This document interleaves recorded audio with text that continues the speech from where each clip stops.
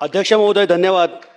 आपण सन 2026 विधानसभा विधेयक क्रमांक 20 धर्म स्वातंत्र्याचा हक्काचे संरक्षण करण्यासाठी आणि एका धर्मातून दुसऱ्या धर्मात बेकायदेशीर धर्मांतर करण्यास प्रतिबंध करण्यासाठी हे जे विधेयक आणलेलं आहे त्या विधेयकासाठी आपल्या महाराष्ट्राचे मुख्यमंत्री आदरणीय देवेंद्रजी फडणवीस साहेबांचं मी मनापासून अभिनंदन करतो, त्यांना मनापासून धन्यवाद देतो. अध्यक्ष महोदय, मी आपल्याला फक्त 2 घटना सांगतो.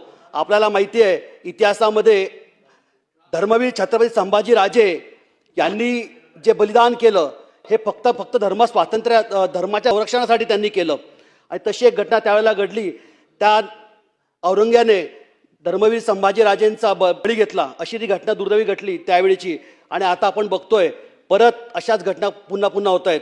तुम्हाला एक घटना सांगतो अध्यक्ष महोदय. भिवंडी तालुक्यामध्ये चिंबीपाडा गाव आहे, त्या गावामध्ये घटना घडली. तिथे सगळ्या चर्चमध्ये सगळ्या लोकांना जमा केलं आणि सांगितलं की तुम्ही आजारी आहात, तुमचं धर्मांतरण होईल, तुम्ही ख्रिश्चन धर्म स्वीकारा, तुमचा आजार बरा होईल. अशा प्रकारे चुकीचे प्रलोभनं दिले जातात आणि याच्यामधून धर्मांतरण होत असतं. अध्यक्ष महोदय, अशा या धर्मांतरणाच्या घटना आता 2 मिनिट अध्यक्ष महोदय फक्त घटना थांबण्यास त्याच्या माध्यमातून मदत होणार आहे. आताची एक घटना सांगतो अध्यक्ष महोदय आपल्याला. राहाता तालुक्यामध्ये 15 वर्षाच्या एका अल्पवयीन मुलीवर एका इरफान नावाच्या मुलाने त्यानं मेसेज केला. तिला सांगितलं तू मला आवडतेस, माझ्याजवळ लग्न करायचं आहे, पण तुला रमजानमध्ये रोजे धरावे लागतील. अध्यक्ष महोदय, अशा प्रकारचा मेसेज केला.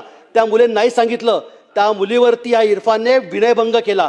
अशा प्रकारच्या या नालायकांवरती या निमित्ताने प्रतिबंध होणार आहेत. अध्यक्ष महोदय, आपण ज्यावेळेला आदरणीय देवेंद्रजी आणि आदरणीय मोदीजी ज्यावेळेला विकसित भारताचा आणि विकसित महाराष्ट्राचा संकल्प साधतोय त्यावेळेला आपल्याला डेव्हलपमेंटसोबत पीससुद्धा रिक्वायरमेंट आहे.